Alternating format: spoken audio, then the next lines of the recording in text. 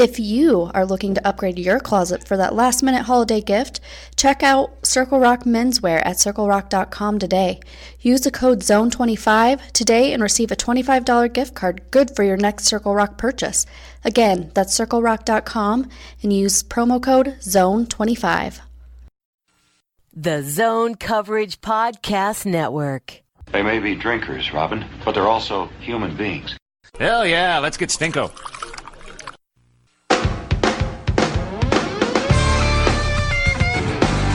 This is the Giles and the Goalie podcast as part of the Zone Coverage Podcast Network.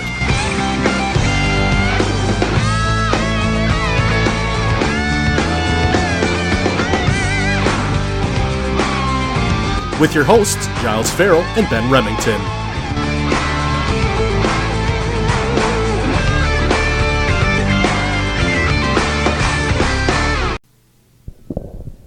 All right. Welcome. This is the Giles and the Goalie podcast, take 2. I am your beleaguered host, Giles Farrell. Next to me is Ben Remington. Hello. We just recorded the first half hour of the show. Was it only half an hour? Probably more. Yeah. And then we realized nothing was recording. Yeah. So that was fun, and we're going to do it over again. We're going to try and be as charismatic as the first time, but I can't make any promises. It is lost in the ether. Yeah. With the previous shows that we've lost. All those shows recorded on an iPhone 5C that never made it to air. We're not recording this on an iPhone 5C. No. It just, the guy pushing the button was not overly paying attention well enough. He was excited to get the show on the road and didn't realize that nothing was recording. The fact that a clock wasn't on the screen should have been an indicator. We are here in the office studio, which we named on the previous iteration of this podcast. So we're gonna dive into the decade of review for the Minnesota Wilds. It's our last show of the decade, and figuratively, to close out the decade, we have to re-record because time is a goddamn flat circle. Is this podcast Batman Forever? Yes, it is. We are like the Wild, Batman Forever. Yeah, that's fair. It's hard enough to go down memory lane with the Minnesota Wild once, but now to have to do it again like we're about to. This is some kind of intricate torture. Yeah, this is a sick prank somebody's playing on us. It's like mental waterboarding. Oh, man. I can't. It's... we were more uplifting in the previous show. We were having fun with it. We were having a good time. We were making fun of the decade that was for the Minnesota Wild, and we were having some laughs, and here we are. Yep. All right, so getting on with it. Decade in review, kind of talk about different teams, players, stats from the last decade. Really just a full-on deep dive and review.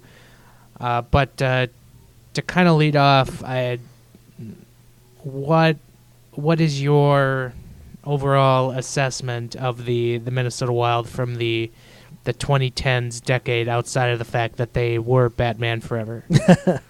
That's kind of how I think this decade is going to be remembered. So I looked at the point totals for the whole decade. 86, 81, 94, 98, 100, 87, 106, 101, 83, and as you nearly guessed previously, they're on pace for 88 points this season. So not a huge swing, a whole mess of mediocrity. As evidenced by another stat that I looked up, the Wild are 14th in points for this decade, 15th actually in points percentage, when obviously Vegas jumps ahead of them. Right in the middle. Smack dab in the middle, right where they like to be. Just what you would expect from this franchise. Yeah, I will remember that this was a decade where we advanced our expectations Fair. of this team. Yeah.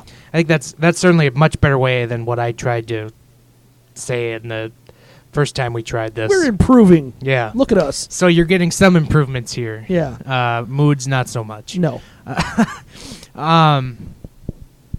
No, we heightened our expectations of this team, and I think that's always a good thing to have. Minnesota sports mentality is of one where you don't expect a whole lot. Negative, perhaps? Yes. So I guess that's my biggest takeaway, because as I wrote about in the zone coverage best moments for each team in 2010 decade, it was when the Wild signed Parise and Suter that really turned the corner for the franchise, and it led to 6 straight playoff appearances. And when you make the playoffs that many years in a row, you're going to have heightened expectations all around, which ultimately did lead to some moves by the Wild, both personnel and in the front office, good and bad. And we've been kind of going over the personnel moves, good and bad, in previous segments, here in the last month with our 2010 trade trees. Sure. But it was a decade where you had heightened expectations, and it led to just More disappointment. Yes. Yeah. Heightened failures. Yeah. I mean, it's a classic, and I believe it was the great Twitter account Faux Pelini who maybe coined this, but your happiness is predicated on, when it comes to sports fans especially, your happiness is predicated on expectations minus results kind of equals happiness. And you can only control one of those things, and it's expectations. So, yeah, heightened expectations does not usually even really lead to more happiness as a sports fan. It's usually worse. And there were some other, memorable moments in the decade, but the Parise Suter one stood out to me just because it, as I said, it had the franchise turn the corner, and it was one where Minnesota landed the 2 best free agents on the market, and you never see Minnesota land in any sport 2 premier free agents, let alone 1, on the market. I mean, Kirk Cousins maybe being the exception to that, but we don't need to go right. there. We didn't go there in the previous recording. We're not going to go there in this recording. But yeah, it did. It changed the game for Minnesota because you just didn't see that happen before. Like, Minnesota never lands the premier free agent, let alone, like you said, the best 2 free agents on the market. And I remember how it felt. It was really... There was so much elation. It was really, unbelievable. Like, you just had this absolutely just dumbfounded, incredulous feeling where it was just like, I can't believe this actually happened. And so it very much changed the game, for the Minnesota Wild. And I mean, I don't know. Again, it didn't change much for the other teams in the sport, or the state, but, it is what it is. Right. And I mentioned that other sports, you really can't, there's really not an option to maybe land premier free agents like there is with hockey, like the Wild did. And, the only one that maybe comes close, or it probably is comparable, is baseball, where you can sign good players on free agent deals, whereas football and basketball, it's really hard to land those premier quarterbacks or franchise players that can really make a difference. Yeah, in the NFL, there's so much money going around, you can lock up anyone you want long term. Right, In the NBA, the players decide where they get traded to because they run the effing league. So the NHL and baseball are the only leagues where you can do that. And then baseball, there's no salary cap. Right. So they don't ever come to any mid-markets even, let alone small markets. In the NHL, it's a different story. Right. Because there is a salary cap because of the lockouts. So yeah, that was my favorite moment of the decade. What was yours? Mine was an on-ice one. I went with the Nino Niederreiter overtime goal in Colorado because that was just a really, really fun series. That was a series, and even that playoffs, like that series against Chicago, obviously didn't end well with the infamous stanchion goal, which thankfully we didn't mention in the last podcast recording. Wow. Yeah, but that series against Colorado was really a very entertaining series and really a very close series. Not every game was super close, but it was a really good back and forth series for both teams and a lot of fun. Just, kind of reminded us almost of the 2003 series against Colorado where it was, kind of a very back and forth affair. And, this one was a little bit more up and down than Colorado that was really up or the 03 which was really up or really down and then really up. But, yeah, I really enjoyed that Nino goal. I think was the top on-ice moment of the decade. I agree with you that Parisian Suitor is the best moment overall. Well, and the other one that I kind of floated around with for my little blurb in that article, which you can read on zonecoverage.com, is I feel like maybe it wasn't the best moment, but it was peak optimism for the Wild when they beat the Blues in the 2015 playoffs. Sure. Because it felt like, that was going to be the year where they finally go on a run. They had Devan Dubnyk just on this incredible hot streak. Yeah. From the time he was acquired in January, literally through the postseason, he was incredible. They finally clinched a series at home. This is Right. the first time they did that. They did. And then they just literally flamed out the moment they took the ice in the United. Actually, I shouldn't say the moment they took the ice in the United Center the next round. They did come back from a 3-0 deficit in Game 1 to tie it at 3-3. Yeah. And then kind of a trash goal won the game for Chicago. And then that's when the flame out existed. Yeah. The bed There was never a blip of hope in that series again. The bed essing commenced. Correct. So that was the other one I floated around with. I did also ask the crowd on Twitter.com kind of what their their favorite moment It's in your mind of now. the decade. Well, it's because I put up my Twitter account trying to find this tweet, and the first thing I saw was negative Giles, which you put in my head earlier. So You're welcome. I, got full of that, not to be confused with another negative blank We don't name need to go there. account. That's just a disaster. So, I'm still trying to find. There were some funny blips in there too. Like it wasn't just all like this moment or this moment. There were some other fun. Like when Jason Zucker took out that kid at center ice. That was good. Yep. I believe I saw somebody did bring up the Martin Hansel trade. Oh, fun. Yeah. Obviously, there was any Bruce Boudreau moment. Of course. That's always... We talked about that, too, in the Lost episode. That was maybe a top 5 moment for the franchise in this decade because Correct. He was just... the addition of him, it depends on what you want on your hockey team, but if you want entertainment, Bruce Boudreau is really the way to go. Right. And I really can't find it. Yeah. That's fascinating. All right. Yeah, I'm just gonna move on from this. But all Sure.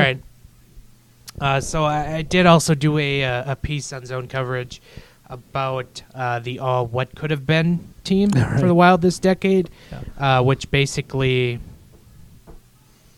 was their worst moves in non-draft picks. Alex Tuck, Sebastian Aho, Yeah. Brock Besser, Yep.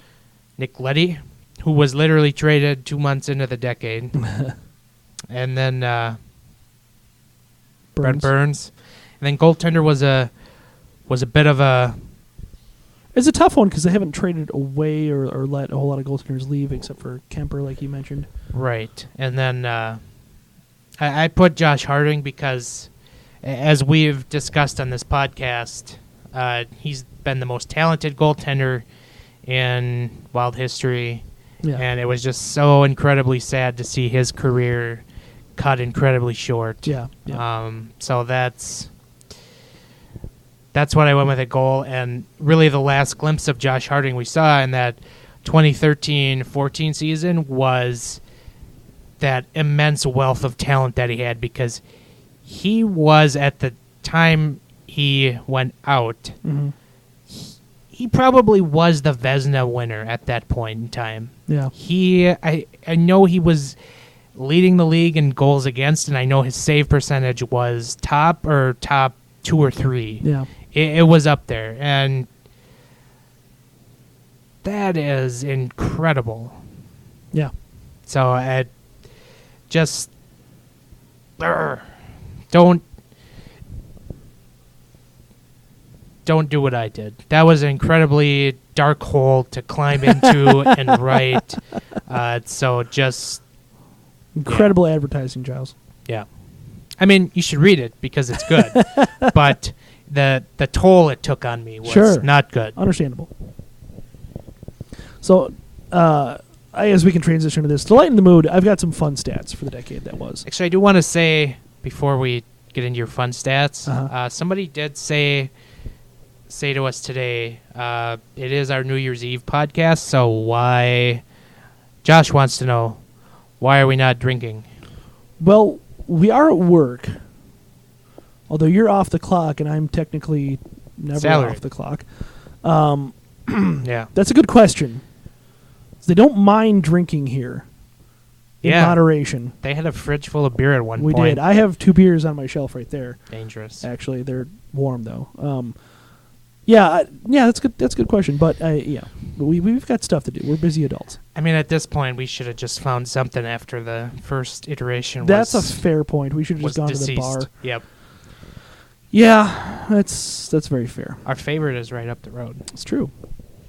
So anyway, fun stats from the decade that was. You know all the answers now, so it's not nearly as fun to make you guess, but you can act surprised. Goals from January 1st, 2010 to now, fairly easy. Zach Parise, but what's surprising to me was that what's surprising to me was the amount. 181, second to Koivu, 136. I mean, almost 50 goals more than the next guy. Assists, obviously Mikko Koivu racked up a pile of assists in this decade, 341. Not surprising also, second, Ryan Suter at 279. Big numbers. Games, Koivu number 1, that's pretty obvious, 678. Number 2 is obvious if you think about it, but I didn't think it was obvious right off the bat when I saw it. And it's Jared Spurgeon with 624. It's kind of weird to think of him as the second most tenured Wild player, but I think they actually have mentioned that on some telecasts this year. So that it's just kind of odd to think about because you always think of him as a kid because he's tiny. He came around in 2010, I believe. Yeah, he's been around for a while. So here's where it gets kind of fun. Shootout goals for the decade. Obviously, again, Mikko Koivu, the patented backhand, 24 goals in this decade. Zach Parise with his hands, 15 goals. Third place was the one that surprised me. Eric Christensen. And I stumped you on it the first go around. Matt Cullen had 11 shootout goals. He was only here for 3 seasons, yeah. I think, to start the decade. So that's quite a number for only a couple of years here. A couple of years at the start, then he had the one that he came back. Year, yeah. Or 2 years ago. I don't know that he even had any shootout goals then. I know. Anyway, so here's where it gets really nasty. The points per 60 minutes. And he just shaking his head because he knows the answer now, which isn't nearly as fun as the first time around. No. The most points per 60 minutes, kind of a advanced statistic that divides points by minutes played. Martin Hansel, the best points per 60 minutes in Minnesota Wild this decade. Is a minimum of 10 games played, of course. 2.65. Second, Zach Delpy, 2.5. Obviously, small sample size there. But third, and I think this is kind of fun, Guillaume Latendresse, 2.3 points per 60 minutes. Kind of shows the run that he had in that first season with the Wild. That was very good. Another career that was probably cut short a little bit by injuries / conditioning, maybe. Sean Bergenheim not on that list? He is not, oddly enough. Points per game. I thought this was interesting, too. Third place, Zach Parise, 0.74 points per game. Second, Eric Stahl, 0.79 points per game. The number one Wild player of the decade in points per game played. Martin, what's the soup du jour? It's the soup of the day. That sounds good. I'll have that. 0.8 points per game in this decade. That was some next level Chris Berman. It was. That was actually a Stuff right 93X bid. Oh, okay. So I stole that, but I didn't listen to them. yeah, that was their deal when he was around. So anyway, Okay. some more fun stats. Goaltending. Who had the highest save percentage of the decade? Well, we just got done talking about how great he was. Josh Harding at 920. Devin Dubnyk, despite his recent struggles, second at 919. You'd imagine that number would be a lot higher had he not have a brutal year last year and not so hot of a year this year. Alex Stalock, of course, the worst at 905. Goals allowed average for the decade. Really unfortunate the listeners don't get to hear you guess this one. Ilya freaking Bryzgalov, 2.12 goals allowed average per game. Again, he only played 12 games here, so he made it just over the hump of my 10-game sample size. Second, again, Josh Harding, 2.34. The worst of the decade, again, Alex Stalock, 2.78. We didn't mention this, but Ilya Bryzgalov was the winning goaltender in Game 7 of the Colorado series. He was. What did he make, one he save? He made one save in overtime. He did. Yeah, that was... Which, memory holds, it felt like Colorado had an incredible amount of chances when he came in and in overtime, and they just, I guess, couldn't hit the net, but... Yeah, so that's just a fun fact. And we shared our favorite Briz story, which was on our Chad Graff podcast from a couple seasons ago, back when Chad was on the Wild Beat, about him and Russo finding Bryzgalov in a Pittsburgh bar and talked about Ukrainian politics. And Russo did confirm this story with me, and he said that, I couldn't get away from that so fast. So, and I understand that, at that time maybe, but like right now, I would much rather talk about Eastern European politics with Ilya Bryzgalov than talk about Eastern European politics with literally anybody else in the goddamn universe. Because, talk about...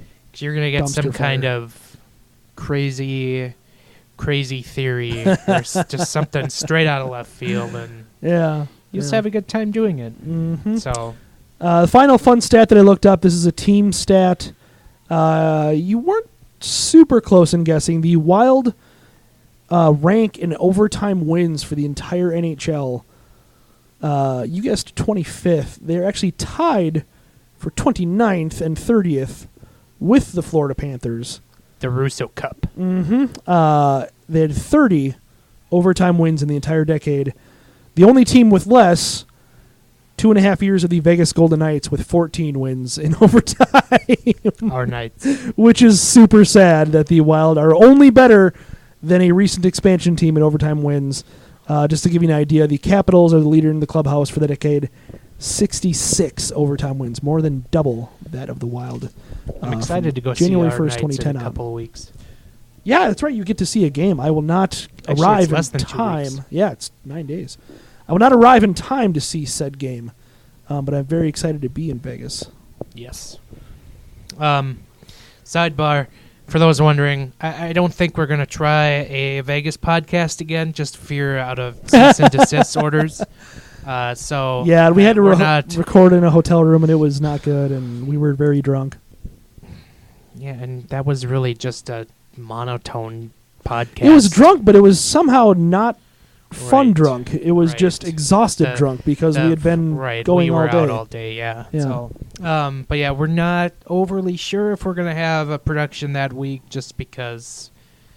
One, we don't want to have to haul the equipment out to Vegas No. if we're going to get a cease and desist order from somebody. Two, it is going to be my bachelor party, so as much as I love to put on these otherwise fine productions, I don't really want to make my guests have come to a screeching halt for an hour and change True. to record. So we'll figure that out over the next week. But, All work and no play makes Giles a dull boy. Mm-hmm. But follow us on Twitter for fun pictures and videos and junk. It's going to be lit, as the kids say. Mm-hmm. They may be drinkers, Robin, but they're also human beings. Tremendous. We lost Adam West in this decade. Oh, God. We lost so many greats in this decade. I was watching the Simpsons episode last night of Mr. Plow just because it was topical. All-timer. And, yeah, Adam West is in that, and just... He was? Yeah. He was at the car show Homer went to. Oh, where he that's got the right. plow. That's right. He was. Yeah. No, I didn't have these fake bodies you see now. It was all West. But, Oh, man. so we go on, or we went on about... we kind of went over some of our favorite players that might be out of the obvious from the last decade. Then just kind of review of the coaches and junk. There was, for me, a more prominent player, at least to me personally, during this decade than Eric Holla, who I had an extreme fondness of, was always buried down the depth chart. And then was just playing absolutely amazingly for the Wild in 2016, 2017, and then got buried even further down the chart when the Wild acquired Martin Hanzal. Yeah. Whom somebody did reply to me on my favorite moments tweet. How could you forget Martin Hanzal and Ryan White? Oh, Ryan White. We also God. forget Ryan White was a Oh. thing. Ugh. The only thing worse than his hair was his game. Let's take a moment and remember those Wild grinders from the last decade featuring Ryan White, Stu Bickle, Matt Cook, Stu Bickle, Clayton Stoner. Yep. Curtis Gabriel. Stefan Veilleux. Yeah. Who just the Wild could never seemingly get rid of. They couldn't quit him.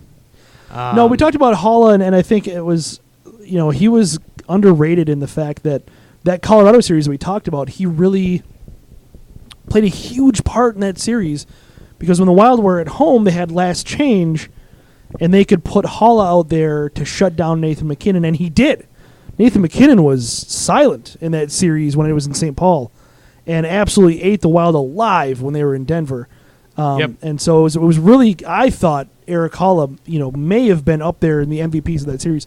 You mentioned all the memorable goals in that series. Granlund, Parisi, Nino, obviously. But you forget about it because of the memorable goals. Yeah. And you kind of go back and go, oh, man, Eric Holla was great in this series. He was phenomenal. Without him, Nathan MacKinnon just continues to have his way, and Crushes. the Avs probably win that series in 5 games.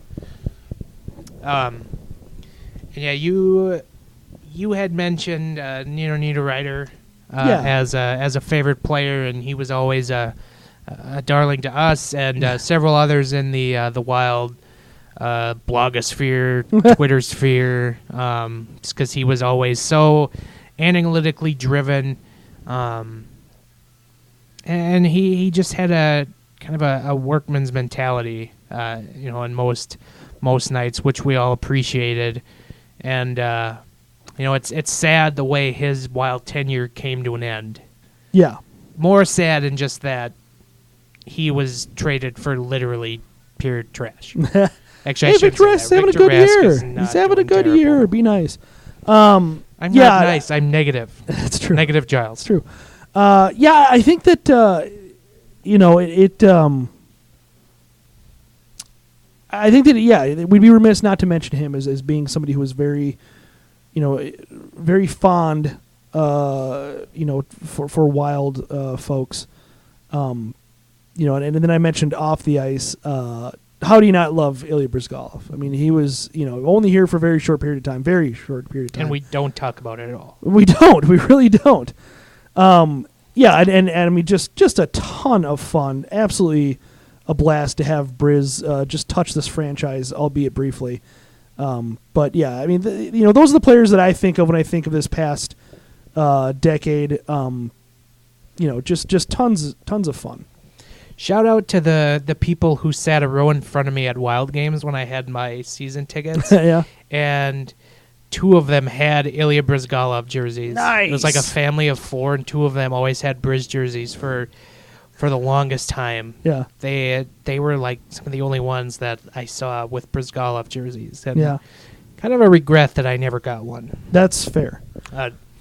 So just real quick, Nate McKinnon in 4 games in Denver in that series, 10 points.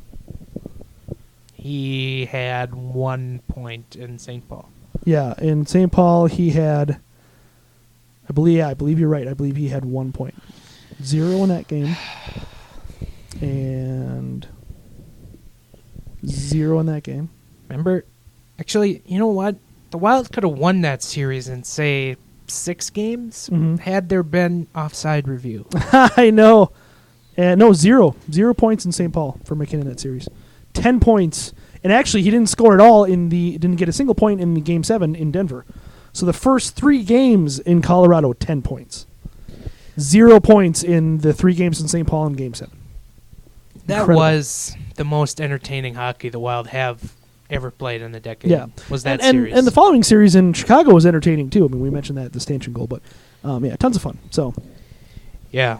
I just remember the feel like the Wild win Game 4 against Chicago in that series, and the series is tied at 2. And I just remember this feeling of, man, these guys could maybe win this round, go to the next one. This is insane. Because the Blackhawks were still really good, and they were a juggernaut. And here you had the Wild just going punch for punch with them, and it ended on a lousy stanchion goal. The Wild never won a game after that, and that really stunk. And as I said on the last iteration of the show, that was the closest the Wild ever came to the third round in this decade. yeah. For as high as the Wild have been, they never got any closer than they did in that series, which was really their first deep dive into the playoffs. Because we can't really count the 2012. I'm talking this decade in sense. Oh, sure. We can't really count the 2013 playoffs because the Wild just got smoked by the juggernaut Blackhawks and absolutely had zero business. Being in a competitive playoff series with that team because there was such a huge difference in the quality of the teams. But it is so sad that is the closest this team ever got. Yeah. They got to the next round the next season. They got to the second round the next season. And as I don't know if I've said this on this show yet, but that win over the Blues in the first round was the peak optimism of the fans. I would agree. Yeah. This decade. Because at that point you had, I did say this earlier, you had Devan Dubnyk just on this magic carpet ride, and you just felt like, okay, we're going to go. Yeah. I agree. And they never did a thing. So Mike Yeo was the Wild coach at the beginning of this playoff ride. We don't care about the Todd Richards Nobody year talks 2 about of the that. decade. Nobody even cares. It's just it's such a blip on the radar. After and Brian Reynolds blah, blah, got him fired. Yeah. So, as we talked about, Mike Yeo was kind of had an outdated system. It was more suitable for the previous decade. Sure. In his kind of defensive style hockey, and he just seemingly couldn't get the Wild over that hump. And yeah, it seemed like his system worked well in the AHL, which it did, right. because the talent level there is so much lower. You can really play that kind of structured defensive hockey and be successful with it because you've got a lot of guys. Not to say there isn't talent in the AHL, but you've got a lot of guys who are less talented there, a lot more grinder types, a lot more organizational depth type guys playing in the AHL. So Right, he did well there. He took the Wild's AHL affiliate at the time in Houston to the AHL final. Yep. So at his best, I think Mike Yeo, for as seemingly a good of a human being as he is a good NHL assistant coach or AHL coach. Yes, agreed. Sorry, I got something just like somebody slammed a door somewhere. Just shook the crap out of me. Then we transitioned out of Mike Yeo, who was let go February 2016. John Torchetti was the interim.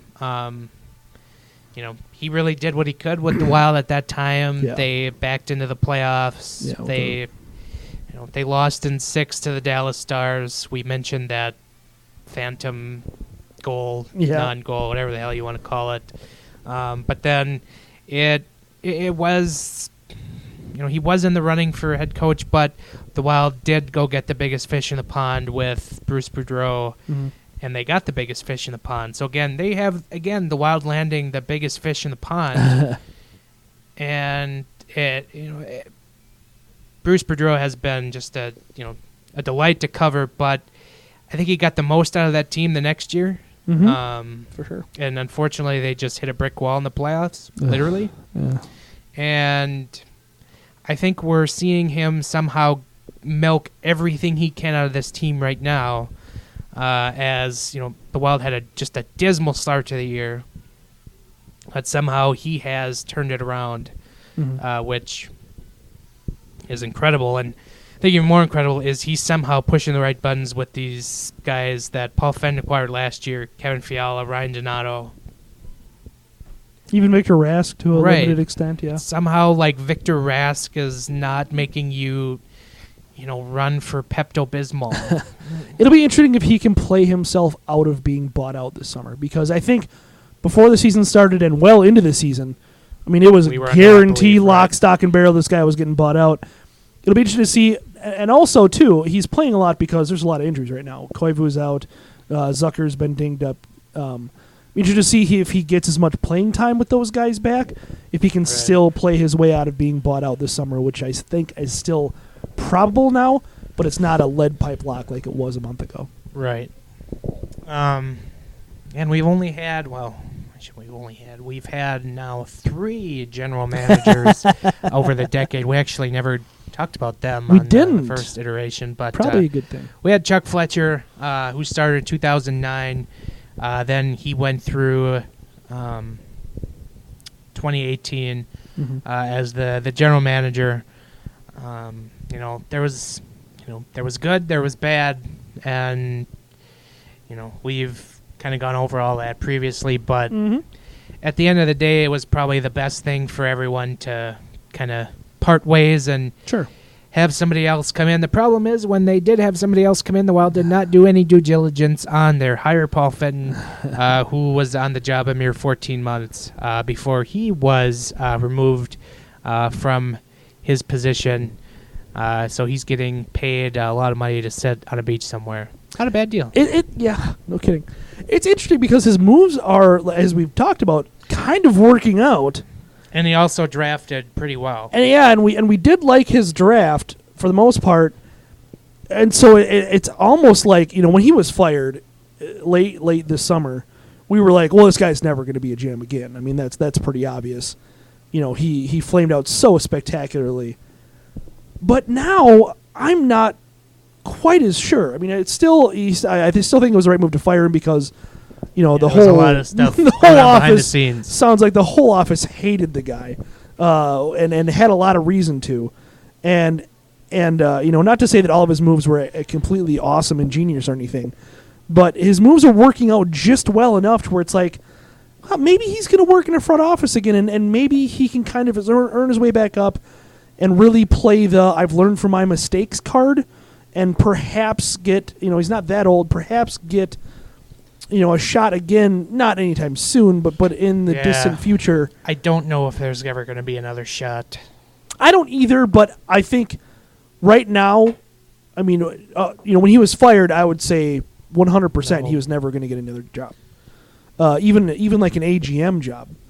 And now that's maybe more like 90%, 85%, where it's like, yeah, I really don't think he's getting another job, but it's possible, which we definitely weren't saying 3-4 months ago. Right.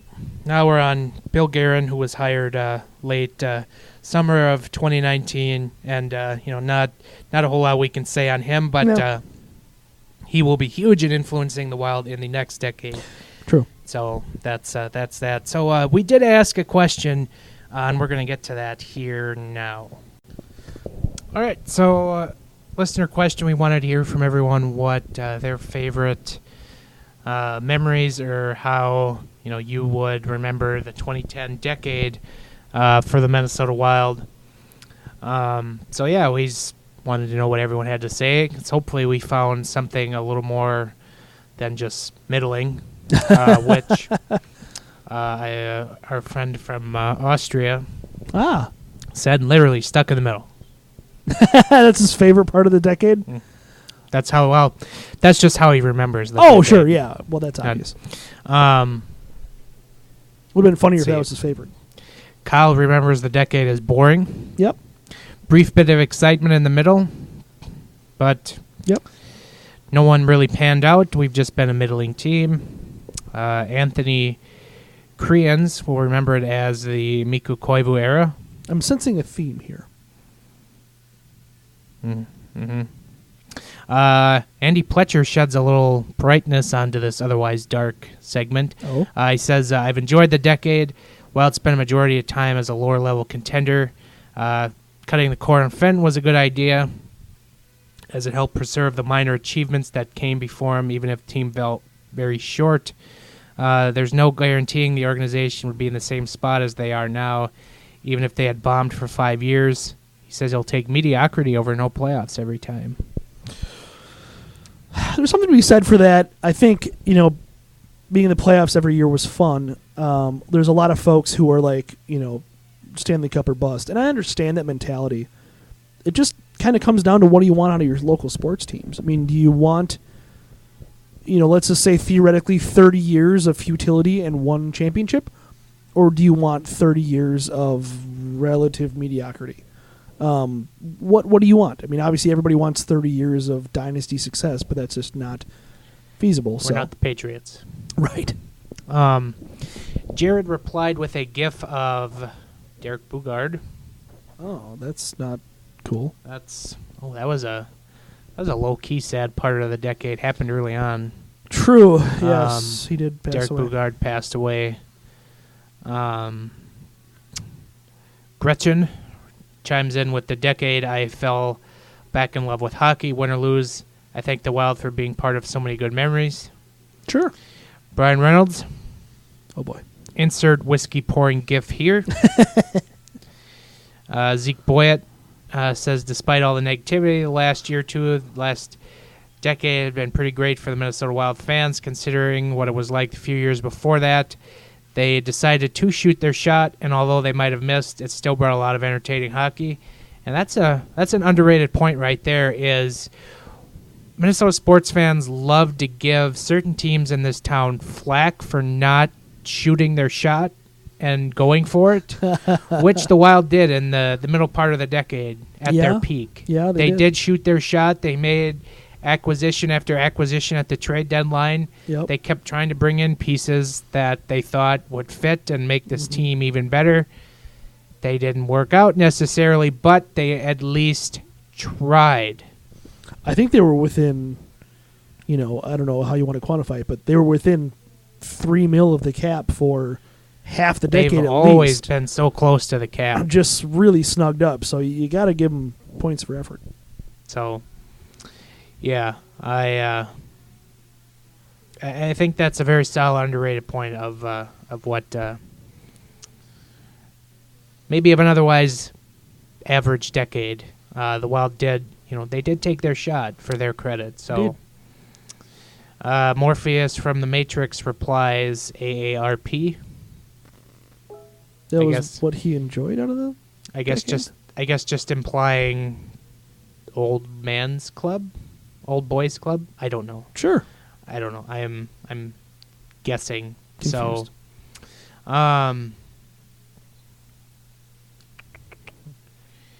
know what? I think I had some replies on my Twitter when I quote tweeted, which it's always fun to try and go back and find that. You should really do a hashtag or favorite them or something. Right. Mana, mana, mana. I was surprisingly positive so far. Yeah, there was a lot in here. Wow, here it is. Yeah, Morpheus from the Matrix again, AARP. Okay. Kyle, stuck in the middle. Yep. Mary Kennedy just replies with a Bruce Boudreau gif of him dropping the F-bomb. Sure. Here was the tweet I was looking for from earlier. It was Barclay Donaldson replies, the unforgettable contributions of Martin Hansel and Ryan White. Yes, unforgettable. Then we have new left shark, same as the old left shark. Uh-huh. Or at Looney Shark on Twitter. Yes. A series of boo, yay, boo, yay, oh no, boo. Somewhat accurate, yes. It was also a decade of shoot on the power play. Crowd chant, Prince, crowd chant. God, don't even get me fucking started. But of course, the constant. There's one constant through the decade that has spanned 20 years of the Minnesota Wild. God damn it. You know what it is? Let's go Wild. Yes. Yeah. It did take a It had one night hiatus. off. It had one night off. One game hiatus. We got this here. One reprieve. One night. One night only. It had And I one night off. Wasn't even there. One thing that I'd mentioned in the lost recording that we hadn't mentioned yet, jerseys. The Wild debuted both of their jerseys, granted at different times, in this decade. The white jersey in 2013, which is fantastic, and the current green jersey, which I believe was a very hearty upgrade over the red jersey. Debatable if it was better than the alternate green they had for several years. It was not. Okay. But good jerseys nonetheless, and I think improvements over the inaugural jerseys that this team wore. Right. And I like them. I don't know. Maybe I'm out there, but they weren't terrible. But The inaugural they definitely, yeah, they definitely have made upgrades since then. I think they weren't bad as they came out, but I think now they look kind of dated. Right. They're staring right at it. The jagged, scary numbers are just... The razor blades? They didn't age well. I think there's a little bit too much of the wheat on it. Yeah, I mean, it's just the green going all the way down the arms, is maybe a look that didn't age well either. Yeah, so that, my favorite jersey the decade was the alternate greens. Yeah, they came out in 2009, but they obviously was very... Right. It was prominent in their playoff runs. It was. They used it They every were year. exclusively at home for their playoff series, Yep. and then they just ditched them. Well, it happens. It doesn't make sense. I don't think so either.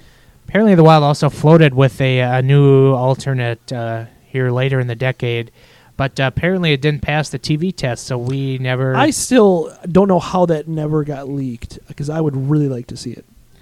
If I ever get to the inside, I'm going to find this out. But I have to get to the inside first.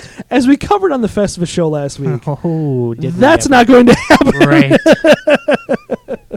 If it wasn't going to happen before, after last week, it's definitely not happening. Nope. That's okay. Whatever. Yeah, that was pretty cheery fan reaction. Yeah, good. So that's fascinating. So, actually, we also have some quote tweets.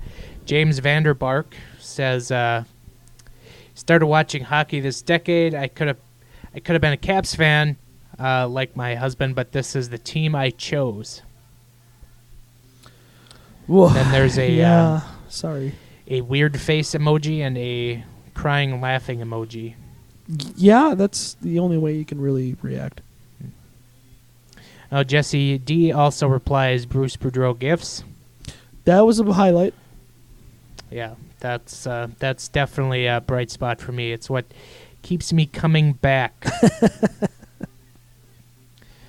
So it's weird. I'm finding these in just our mentions, but I'm not seeing it under the replies of the tweet. I hate Twitter sometimes. Yeah, they don't do that for some reason. I don't know Todd Varga chimes in. It says that stupid Patrick Kane goal off the stanchion. Stupid Blackhawks. Yeah. And then the first game in the playoffs against the Blues in Bruce Boudreau's first year, that team was so good and a hot goalie killed them. It also put them on their current quote-unquote retooling path. Fair. Yeah, that's true. Yeah, that was it. Okay. That was it. Thank you. That was some great stuff. Yeah. Appreciate it. Thank you for everyone for chiming in.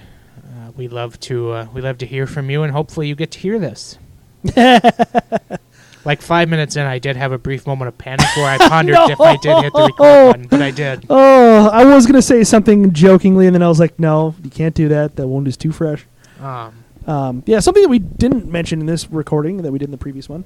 This podcast started this decade, and we kind of waxed poetic a little bit about being very grateful for the 6 years of patronage and for all of you sticking with us through audio problems, I guess. And overall lack of quality. But yeah, it's been something that at the beginning of this decade, neither one of us saw coming. Even though, as I mentioned before, any idiot with an iPhone could create a podcast. Still can to this day, but we've managed to stick around, and we're seriously blown away on almost a daily / weekly basis by the support from our fans. I started the decade as a Twins blogger. Sure. I started the decade writing that. a weekly newsletter for my fantasy baseball league. That was my creative output at the beginning of this decade. I don't know if I've upgraded or not. That's to be determined, I suppose. But at least more than 15 people are witnessing it now. Right. Yeah, it's just weird to think that it's been a whole decade almost since I even touched writing on baseball, and because I started my hockey blog when Mike Yeo was hired. Sure. In that off season, and I've just been going with it ever since. And I think I've alluded to this before, but essentially I stopped writing on the Twins because Twins Daily launched. Sure. And I could just see that site was just going to be the place for as it still Twins is blog, and it still is. As it very much still is. And this isn't a negative thing about them. No. It's just that you could just see like they were going big time, and it's just like, all right, I'm gonna try my hand at hockey and see what happens. I tried to stick with both for a little bit, but that was it's tough to do. I was more of a baseball guy before I started writing about the Wild. Same. The summer of 2014, actually, before we started this podcast, way more of a baseball guy. And the one thing that I do not like about my Wild writing tenure is that my baseball knowledge has dropped off as much as it did because I was so wrapped up in baseball at that time. And I really do genuinely still love baseball. But you do kind of have to focus a little bit, and we've gone with hockey, and both of us very much obviously love the sport of hockey. But it is unfortunate that you really can't straddle that fence a little bit more as we've tried. It is very hard to stay on top of multiple sports at a time, especially like us when you have to be as plugged into the Wild as we need to be to do this podcast. Right. It's very hard to keep up with other sports, and it comes with sacrifices sometimes. There's times, I will go to a friend's to watch like football or something, and I kind of have to lead off by sitting down and edit and publish the show. Yeah. Which doesn't always take small portions of time. Right. When your computer wants to cooperate. But yeah, it is a lot of work to keep on top of not only this sport but other sports. Right. As well. So there's there's that. Yeah, I've been meaning to do one of those us at the beginning of the decade versus us at the end of the decades from the podcast Twitter account where it's just black, one picture. And it's just, I don't know. We're not even to the Big Bang in 2010. Right. We started from nothing. Now we're here. Still closer to nothing. Yes. So yeah, any last thoughts on the decade before we call it a show? Literally have hours left in the decade. Yeah. No, I got nothing. I'm also gonna say see you next decade when we leave. Oh God. So yeah, I think again, thanks to everyone. I mean, this decade obviously wasn't completely filled with Giles and the Goalie, but a little over half of it was. And again, thanks for the ride. Hopefully you enjoyed this. Hopefully you enjoyed this episode. I think this episode was fun to kind of, even though we had to do it 1.5 times.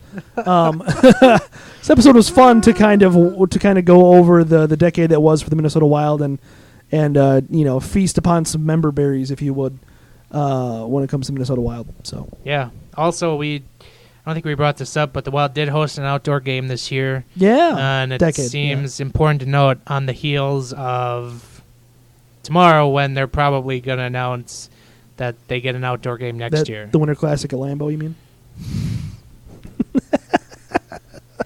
I have never been more incensed at anything. You were pretty pissed. And I'm pretty incensed at anything Wisconsin related, but that one just put me smack over the edge. Stands to reason. So, yeah.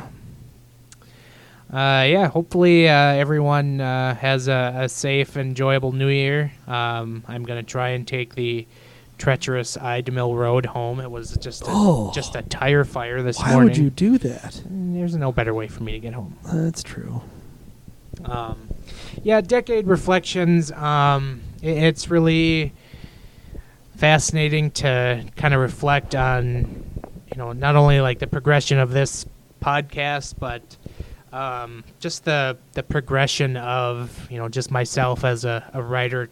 I started off with just this little craptastic Wild blog on Blogspot and worked my way up to Zone Coverage, which I think is good. Sorry, Tom. Tom, I'm just kidding. I just needed that thought of you yelling into your listening device for a second. I think you can hear the eyes thud in the back of his head from rolling them so hard when you said that. Tom will be straight in my DMs tomorrow. Yes. Saying, what the hell? Yeah. Fun stuff. Yeah, I guess thanks to Tom for putting up with us. Fair. He's been, really since we started this podcast, Tom has been trying to get us on this network, and he did succeed. It helps when your boss is also your biggest fan. Correct. Yeah. I'm maybe using the term boss and fan loosely there, but loosely being still, it's still nice. He didn't even get mad at us last week. It's true. Which is... Maybe he didn't listen. It's very likely he just didn't listen. Yeah. Possible. Mm-hmm. Yeah. So I further to my reflection, I'll be fascinated to see how I can go better next decade with all of this. I don't plan on improving at all. Right. I mean, you retired, so... That's true. You kind of threw in the towel. That's true. Yeah, I don't know, because as we mentioned just a few moments ago, we, dumped a tank of gasoline on a bridge and we set it ablaze. Yeah, well, things change in 10 years, though. So, I mean, who knows? Who really knows where we'll be? That's true. I feel like at this rate, I'd be in Florida. Possible, sounds like.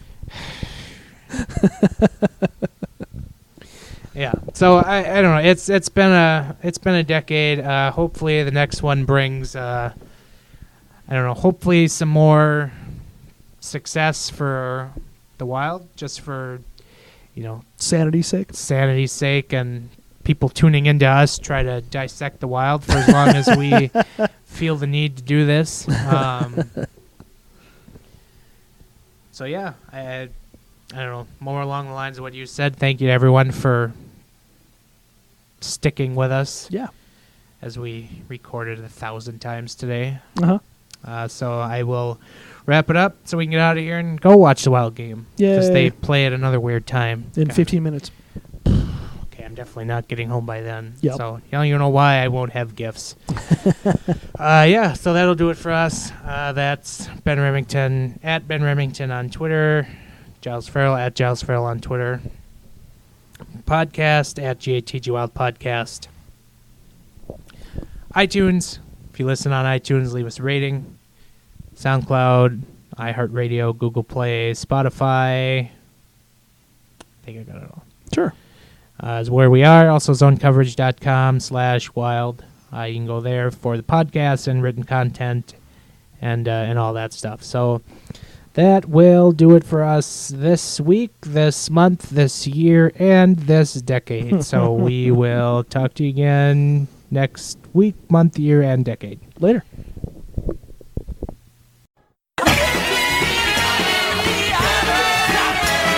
Thank you for listening to another episode of the Gill and the Goaltender podcast.